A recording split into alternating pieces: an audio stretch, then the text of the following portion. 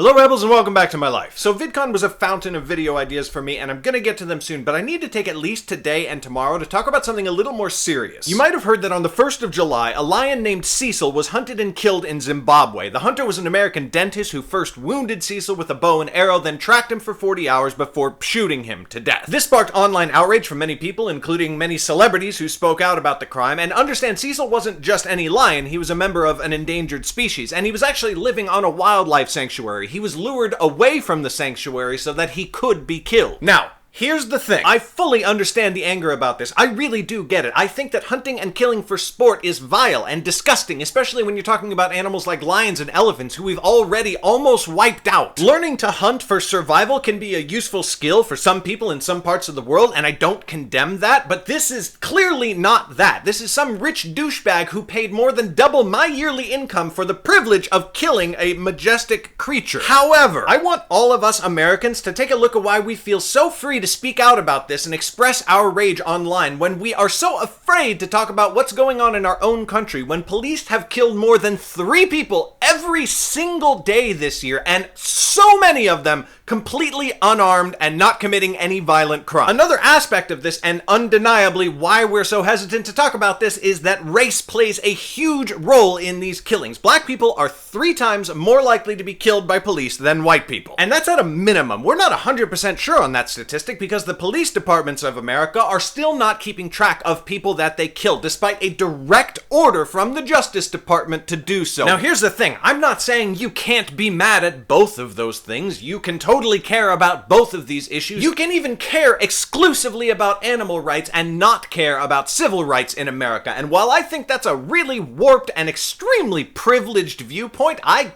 guess you can have it. But if you do care about both these issues, yet you're hesitant to speak up about police killings while you feel completely free expressing your rage about Cecil the Lion, I want you to examine why that is. You might be hesitant to speak about police killings because you think, well, who can know what really happened? So much of the time we don't really know what went on. We only have secondhand reports. First of all, there's tons of video evidence showing unjustified police killings that yet somehow still don't result in an indictment or arrest because of prejudices that exist in our judicial system. And second of all, I want to point out that you know less about what actually happened with the Cecil the Lion hunt than you know about what happened to Eric Garner, Michael Brown, Sandra Bland, or Tamir Rice. We have tons of evidence on those cases, video evidence and eyewitness reports, but the only data we have about the Cecil the Lion hunt comes from the people who killed him.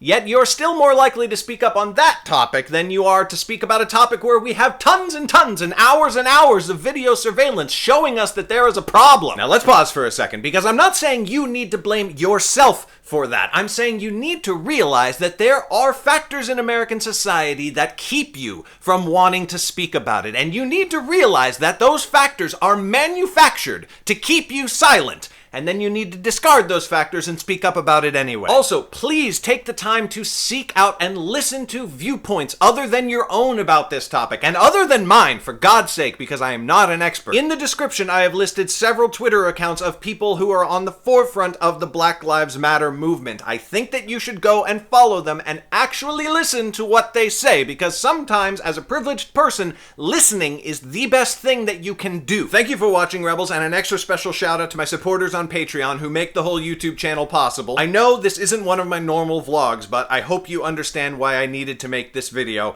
and I will see you tomorrow. Bye!